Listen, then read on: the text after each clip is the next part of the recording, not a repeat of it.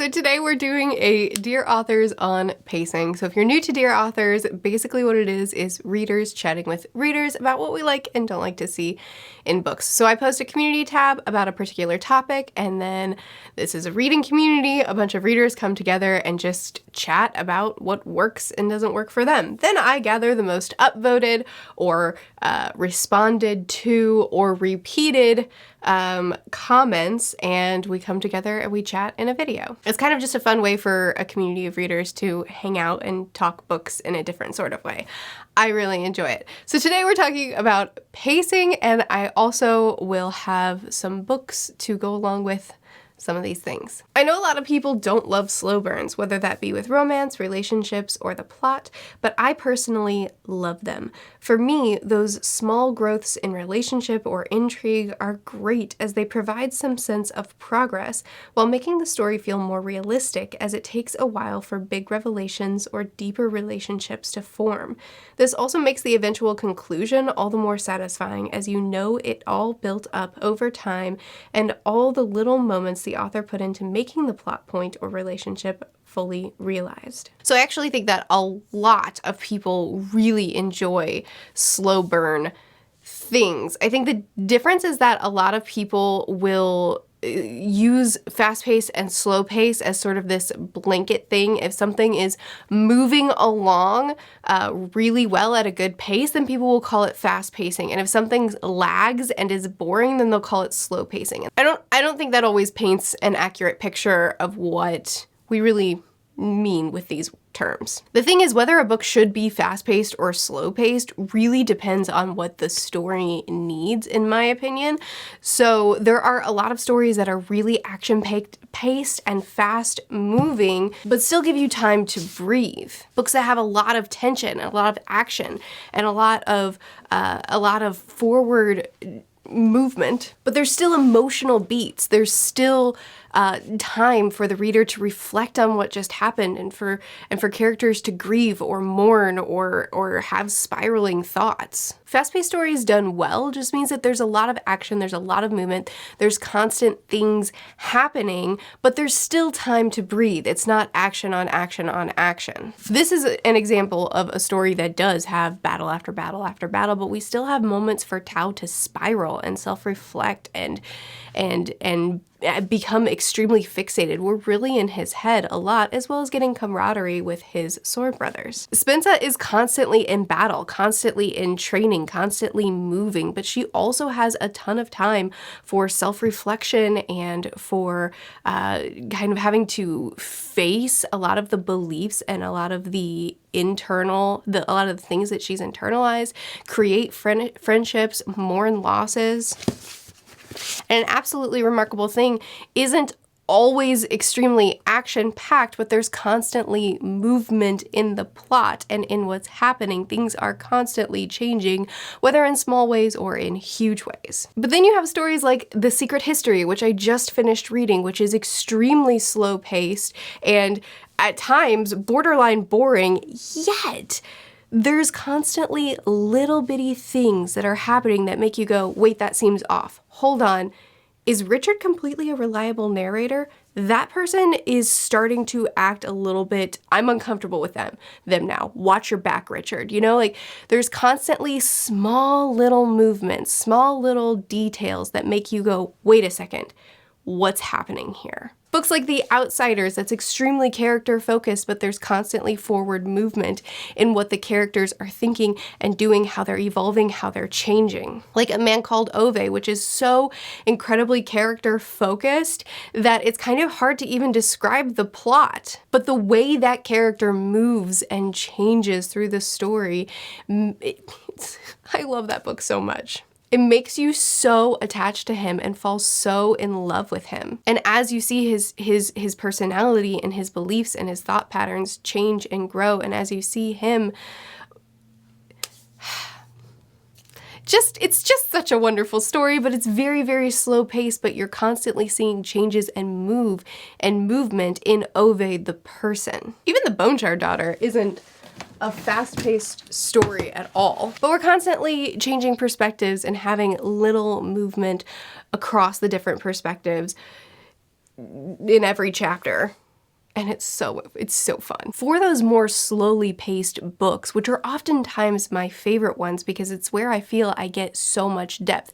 Not to say you can't get depth from fast-paced books, absolutely not, but the books that focus more on the introspection, on the little movements, on the little clues, those are the ones that I oftentimes find myself pulling at little threads, and when they all come together at the end is when I feel like this story was written so masterfully. It's a preference thing. A lot of pacing stuff is a preference thing. I'm trying to focus more, less on I like fast pacing, I like slow pacing, and more on the technical things that make these things better or worse for readers. But having those little nuanced moments that provide clues, that provide little bits of information that come together at the end can oftentimes be the most satisfying books for me, and I know for a lot of people in the comments. I think the primary killing of pacing is over-explaining of setting. Authors, often new authors, feel the need to explain so much that they're setting up front, and for me this really drags down the first act pacing. I will always prefer slowly easing into a setting through contextual information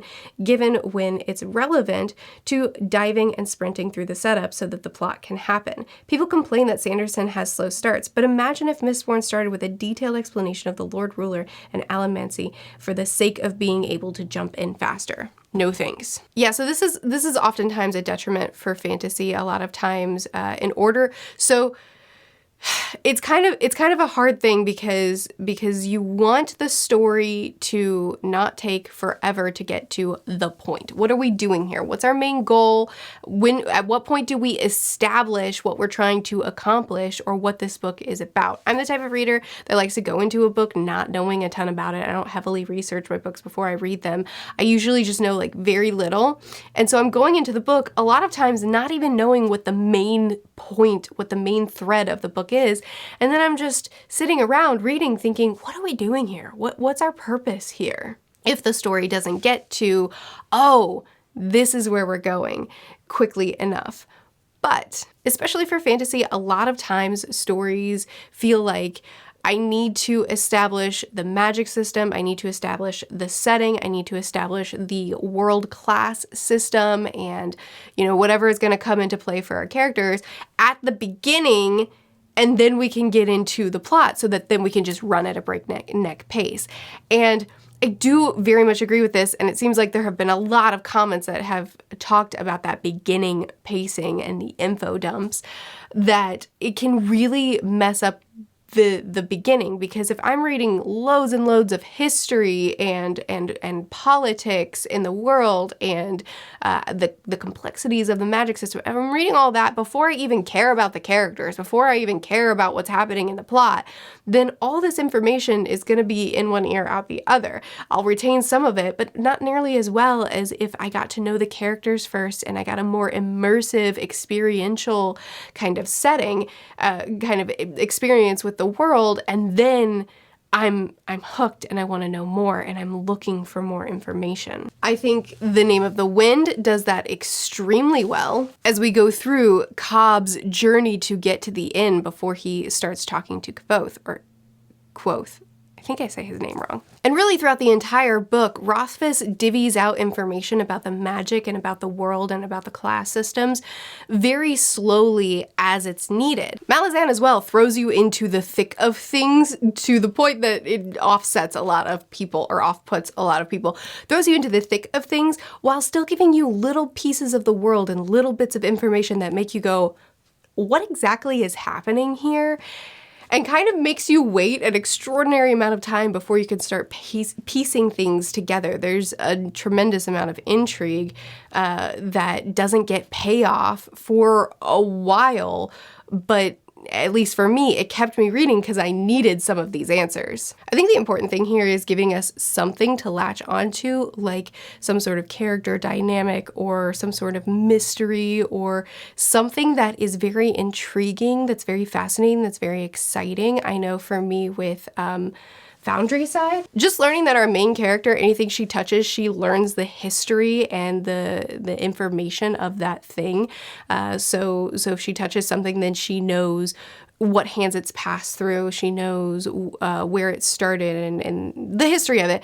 Or in her case, she is a thief and she uses this ability to touch the floor and then know the entire floor plan of the building. But then it also has the detriment of she is overloaded with information unless she's wearing gloves. So that to me was such a fascinating way to use this type of magic.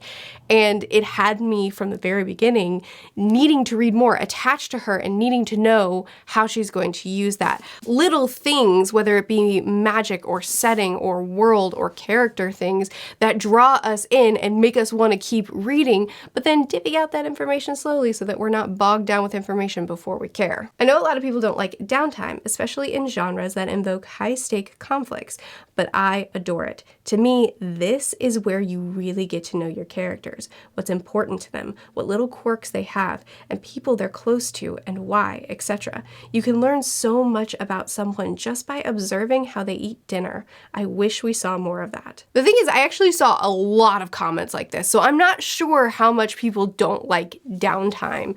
I think maybe it's more of a matter of when it's used exhaustively, then readers are like, oh my gosh, can we get to the point? Can we move the story along, please? But this downtime is so important, especially after we've had big high action scenes. When stories have action on action on action on action, a lot of times I end up feeling like the story feels very shallow. A lot of times I end up coming out of it feeling like I barely know these characters, I barely know this world, boom, crash, that was fun, where's the depth? And it's in stories that are really fast-paced when they can have a big action scene or a big emotional beat or a big conflict and then take a step back and reflect on it. It's kind of like in real life when you have a spike of adrenaline, whether because of action or because of fear or whatever it is, and then after you've accomplished the thing or after you've survived the thing, then it's like your whole body comes down and you need a second to just stare at a wall.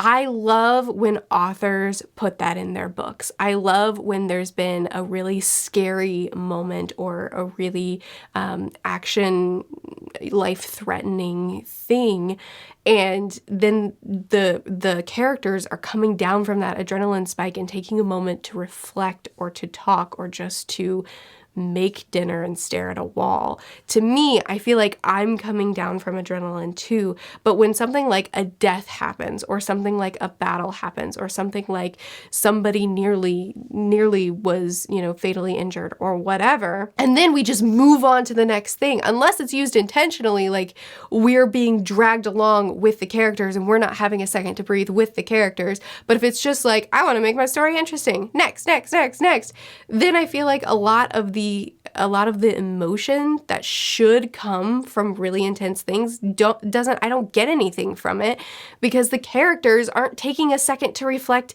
either.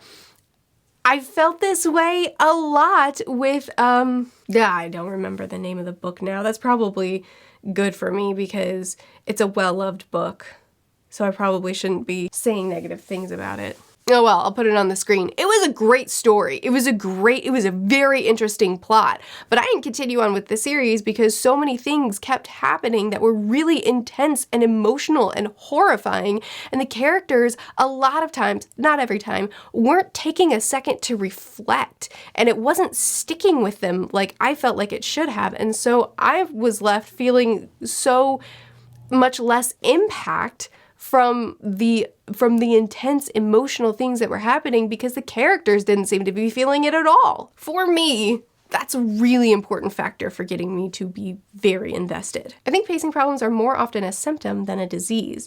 If the characters are interesting, the world is compelling, and the prose solid, it almost doesn't matter to me how fast things are happening. Bad pacing usually comes from not being properly invested in a part of the story that the author is spending a lot of time on, even if the actual sequencing of the events is fine. This is a great comment, and I think this is really, really true for stories, the slower paced stories like Ove, like The Secret History, things like that. Or Daphne du Maurier as well has very, very slow paced, where did I point? She's over here. has very, very slow-paced stories, but her environment is so immersive and unsettling. I feel like I'm there more than any other author puts me there. Anyway, it's the immersion in the story. It's the little clues, the little moments that make me stop and say, wait, what does that mean? Did that connect to that? Or even just the moments of comedy that don't necessarily progress the plot every time, but sometimes just just move the story in some way. The little moments of progression are oftentimes more impactful for me as far as getting me invested than some big action sequence could be. The preferences in pacing varies from person to person. True. Personally, I believe that the story needs to be like a wave with ups and downs, one after another. Slow-paced parts have to be broken up by something like a reveal or some action, and as we continue progressing in the story, it should feel like we have gotten somewhere. All I'm saying is that actions should have visible consequence. We shouldn't have action just for the sake of action. Yes, yes, yes. I want to highlight this comment so strongly. As I said earlier in the video, a story has to have ups and downs, the waves of really intense moments. Not necessarily has to be action. It could be a really intense emotional moment, but really intense moments that have the reader on the edge of the seat, that use those shorter clipped sentences that really have you scared or I don't know, anxious, whatever. And then the breathing moments, whether that be a day-to-day life thing or a reflection thing or whatever. And then the waves, the up and down, the times to reflect and to get more depth out of characters and setting. And then the really intense moments that make our hearts race. What I want to highlight the most here is that last bit: we shouldn't have action just for the sake of action, because I think that's so important. And I see that a lot in books where we have false action or false tension. And it's not, you know, there are plenty of stories that aren't action-packed that still have this false tension to it, whether it be two characters that have this big blow-up moment, this big conflict, this big something that feels like it's there just because the story's been going well for a while and we need something now to get the readers on the edge of their seat. But if it feels manufactured or it feels completely unnecessary, then it's frustrating for me at least, but it seems like by the comments for you guys too. Or if the story has been slow for a little bit, we've had a lot of introspection, we've had a lot of world building, we have whatever, and then somebody comes out of nowhere and just starts attacking you, but it doesn't really tie into the plot very well, then it's like, this feels false. I can see the framework around this. It doesn't feel like I'm reading someone's story. It feels like I'm reading a book someone wrote. Do you know what I mean? There's a very big distinction between those two. And I think part of the issue is that a lot of times authors feel like they have to have those waves of up and down, but the waves have to be really, really intense, where sometimes just some small conflict, just some small tension, some small fear is enough, you know? Like, sometimes I feel like authors don't trust us enough to enjoy the nuances of story too. It has to be like, boom, crash, pow, here's a big explosive something, because I haven't had a big explosive something for a while. I think a lot of books struggle with pacing for endings. Some books rush through endings so quickly that as a reader, I don't feel satisfied. I need the emotional resolution, not just at the end of the plot. I think this comes from the fact that writers naturally speed up the climax of the story, but the climax is not an ending. And often there is need to at least slightly slow down afterward. This is a great point, and I definitely feel this a lot of times with the ending where there's so much buildup. I'm going to talk about Vicious for this one. There's so much buildup, and sometimes Vicious, the whole plot is build up and promising something, and then you get to the thing and it's over so fast and it's like, that's what I waited for? Now, don't get me wrong, I really enjoyed Vicious. I hated the sequel, but I really enjoyed Vicious despite that flaw in it. But this is something that comes up with a lot of books where there's so much buildup and you get so excited for it, and then it happens and it's over so fast, and then you're just sitting there like, that was so unsatisfying. And then that can often happen as well with the falling action after the big thing ends and now we need a moment to reflect and to breathe, but instead we get a 16 years later or whatever it was, J.K. Rowling. And that's not satisfying. This one from our iconic Jacob Potato. I sometimes see writers mix up fast pace with let's just get to the good part. A relentlessly fast pace can start to feel artificial, and I'd much rather have a book's pace be too slow than too fast. You can actually see in the screenshot that this has been thumbs up. That was my husband. He likes your comment, Jake, on my account. But anyway, I completely agree with this. I think I kind of touched on this before, but I think a lot of times when a story is too fast-paced, where there's no moments to breathe and it's just action on action on action, conflict on conflict on conflict, a lot of times I leave those books feeling like, yeah, it was a really good story, but it felt very shallow. And what I mean by that is there's no moments to breathe and reflect. And so I didn't feel like I was getting out of the characters and out of the intense moments what I was supposed to. Whereas with something that's too slow, I might come out of it saying, yeah, there were parts where it really dragged, but the story was incredible. Neither one of these complaints are ideal for us, obviously, but I would definitely rather have an incredible, nuanced, layered story that could have been tightened up over a story that is great in idea, but in execution, I don't feel like I got out of it what I was supposed to. This is kind of summarizing something that I've already said, except it's doing it better, so I want to read it. It's all about forward momentum for me, whether it be a change in location, a sudden action scene, a small reveal, a character introduction, or a comedy moment. I constantly need something to push me forward as a reader, even if the overarching plot itself isn't moving. As long as there is that momentum in the micro sense, then I'll be captured by whatever work I'm experiencing. This is such a great comment, and I think Frederick Bachman does this really well because his stories are so character focused and so theme focused that they're very, very, very slow paced, but he constantly has me reading, one, for his incredible character work, but two, because of his humor. A lot of times there are just these little moments of humor that draw me in deeper, that keep me moving as a reader. And I think that that's a really, really important point with pacing, that when there are slower moments with the story, as long as there's something that keeps drawing me in, it doesn't have to be a plot-focused something. The plot doesn't have to constantly be moving, but if there's a character moment that's really engrossing or just a moment of humor that makes me say, oh, I really like this book, it's making me laugh, that keeps me reading, those things can be incredible for pacing. And then finally, we'll end on, I think any pacing can be enjoyable if it's being effective to the story. I don't mind something super fast if it's a battle scene and it's making me read fast and breathe hard, and I don't even care if I'm missing details, because that's what a battle is like. And I also don't mind a slow patch to describe the feel of the grass and the sun and the trees if it's moving forward the characters or the world, or if it's there specifically to give me some breathing space. It goes bad when it tries to force the story or characters or the reader to conform to a rhythm that's just not natural to the situation. That is greatly worded, and I think that that sums up a lot. I read through a ton of these comments. I highlighted the ones that were the most upvoted and interacted with or repeated a lot, but I read through a ton of comments, and it seems like a lot of people are agreeing that slow pacing or fast pacing, neither one are inherently bad, and a lot of times it's completely subjective to what the reader wants. Some readers love slow, introspective, tiny detail stories as long as they're done extremely intentionally, and as long as little moments are constantly driving the story forward. Doesn't have to be driving the plot forward constantly, but just making the reader want to read more, whether that be emotional beats or little clues or moments of humor. Those things really propel the story when it's a more slowly paced story.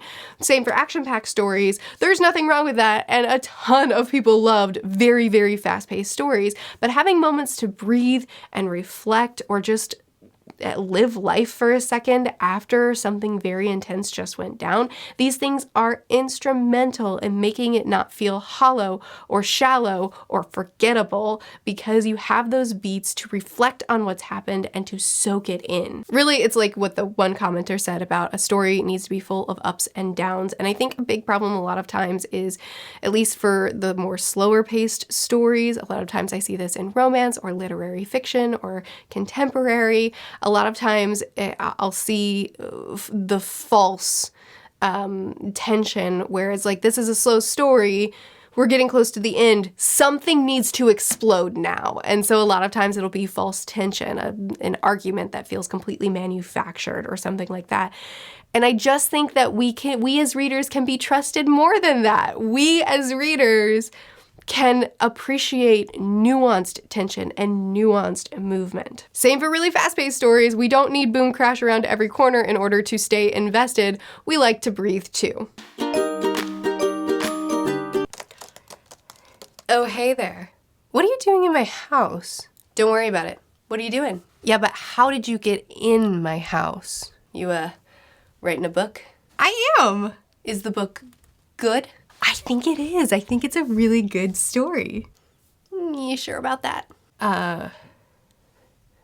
No. How can you be sure you're not creating any plot holes, inconsistencies, things that readers will read and tear your story apart? Well, I have notes. I have notes where I'm keeping track of things, and you still might forget. You still might mess something up. Oh. Don't you wish there was a browser-based organizational tool to help you write your stories? It's called Campfire. It has over a dozen modules like character sheets, timelines, relationship webs, and a manuscript editor that helps you to reference your notes while you write. Everything you create is private, safely stored in the cloud, and shareable to collaborate with friends. They also have a hub of educational resources. You can showcase your projects in Campfire Explore to share your work with the community and build a following. And you can choose what parts of your project to share and craft a homepage to present your story. Create an account for free and enjoy access to everything from the start. If you're working on bigger projects in Campfire Write, you only have to pay for the features you need. Start a subscription for as low as 50 cents a month or pay a one-time price with Campfire a la carte options. Plus, Campfire has massive updates on the way, like more modules, an offline desktop app, a mobile app, and the ability to monetize your writing in Explore. Yeah, while you were rambling on, I actually looked up Campfire, and this website is awesome. I'm gonna use them. Hey, can I ask you a question? Yeah. Are those two unicorn horns on your head? Yeah. Did you choose two unicorn horns because you didn't have a headband with devil horns on it? Yeah. Yeah, so you're basically equating Campfire with the devil. Rethinking your ad concept a little bit now? Yeah. Yeah. Well, I'm still gonna use Campfire though, because this website is awesome. Yeah, you should. And if you use the link in my description, you can learn more about it. I will use your discount code. And you should too. But anyway, I really enjoyed reading through everybody's comments on this one. I really love the series because I love reading through all the different opinions and thoughts and trying to compile it all together and then all coming together in the video and discuss some of the most commonly stated things. I hope you guys enjoy it too. Be sure to continue the conversation about this in the comments if you have more that you want to add in any direction. I'd love to hear it, and let me know what you tend to prefer. If you tend to prefer that more slow, nuanced sort of writing, or if you like a lot of action around every corner with some breathing room. But anyway, like I said, continue to chat with me more about it in the comments. I love reading these kinds of discussions. I post videos every Tuesday and Friday. I'll see you again soon. Bye.